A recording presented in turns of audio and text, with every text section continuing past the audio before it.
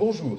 ceci est ma planche numéro 2. Nous allons essayer de réaliser un petit exploit qui est de vous faire comprendre la différence qu'il y a entre la neutralité et la laïcité. Tout d'abord, il faut vous dire ceci. En Belgique, il y a confusion parce que lorsque l'on parle de laïcité, on pense assez rapidement à la laïcité philosophique. Laïcité philosophique que l'on va retrouver dans les cours de morale, par exemple, à l'école, et qui se définit évidemment par un humanisme, par une réflexion qu'elle veut mener, avec évidemment, comme toute organisation, des lieux de rencontre et des lieux d'échange. Cette laïcité philosophique n'est pas la laïcité politique. La laïcité politique est un principe qui se veut au-delà des philosophies et au-delà des religions pour justement permettre d'organiser la vie d'un pays, la vie d'une société, la vie de la nation autour de principes fédérateurs et fondateurs. La laïcité, donc, telle qu'elle est définie par exemple en République française, distingue les affaires temporelles des affaires spirituelles, et la loi de 1905, par exemple, renvoie les religieux aux affaires spirituelles. L'État ne finance pas et ne reconnaît pas les cultes, il les conçoit comme faisant partie de la sphère privée. À ce titre, c'est tout à fait dans la Constitution que le citoyen a la liberté d'y adhérer et d'y participer pleinement, mais l'État, lui, n'interfère pas dans les affaires religieuses. Les affaires religieuses n'interfèrent pas dans la sphère de l'État, et l'État donc ne finance ni la formation des religieux, ni le salaire des religieux, ni les bâtiments, ni les infrastructures, puisque c'est de l'ordre du privé. C'est là que va intervenir la différence avec notre principe de neutralité tel qu'il est appliqué en Belgique. Le principe de neutralité à la belge est en quelque sorte un compromis. Oui, encore un compromis à la belge. La neutralité à la belge, c'est effectivement le même principe de ne pas mélanger les histoires ou les affaires des cultes avec les affaires temporelles, donc les affaires liées à la politique, à la gestion de l'État et à la sphère publique, tout en distinguant les deux, à l'exception du fait que l'État belge et les gouvernements régionaux reconnaissent les cultes, dialoguent avec eux, les financent, et que nous avons en Belgique, par exemple,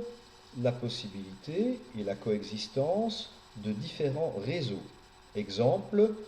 de réseaux d'enseignement, l'enseignement officiel subventionné, qui peut être de la Fédération Wallonie-Bruxelles, de la province, de la commune, etc., mais officiel subventionné, et un enseignement libre subventionné, qui peut être d'ailleurs confessionnel ou non confessionnel. Historiquement, le fait est qu'une école libre en Belgique est beaucoup plus souvent une école catholique, mais constitutionnellement et par rapport au principe de neutralité qui permet l'organisation d'un autre type d'enseignement que l'enseignement officiel, nous pourrions effectivement avoir un enseignement libre protestant, un enseignement libre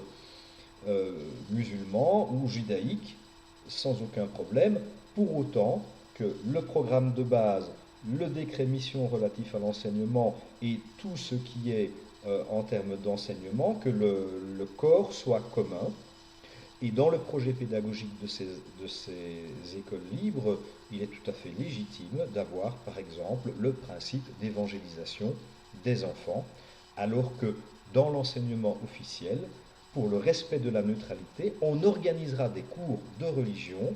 et des professeurs de religion, fonctionnaires salariés par l'État, comme le sont les prêtres, les imams et toutes les religions, tous les représentants des cultes reconnus, et donc des profs de religion vont dispenser des cours de religion à l'école. Alors qu'en laïcité, évidemment, il n'y aura pas confusion des genres, il n'y aura qu'un seul système d'enseignement laïque et républicain, et l'enseignement religieux, par exemple, sera considéré comme faisant partie du privé, donc des affaires familiales, à organiser à l'extérieur. Voilà. Pour terminer, et malgré le fait que je suis légèrement au-dessus de mon timing, la neutralité, tout comme la laïcité, est porteuse de valeurs,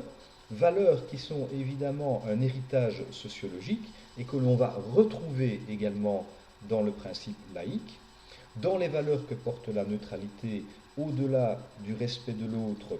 des droits de l'homme, il va y avoir évidemment, par rapport à tous les représentants de la sphère publique et dans les bâtiments publics, mais à définir, évidemment, puisqu'il y a des discussions en Belgique aussi, il y aura demande en tout cas que les personnes qui travaillent au service de l'État ou des entités fédérées soient évidemment neutres, donc n'arborent pas de signes ostentatoires pouvant, à un moment donné, mettre mal à l'aise ou influencer les personnes, le public, les citoyens avec lesquels ils sont en contact. Donc historiquement, bien entendu, les droits de l'homme, la mixité, la neutralité dans l'espace public, tout cela sera évidemment partie prenante, partie intrinsèque du principe de neutralité. Voilà, j'espère que vous y voyez plus clair et je vous remercie de votre écoute.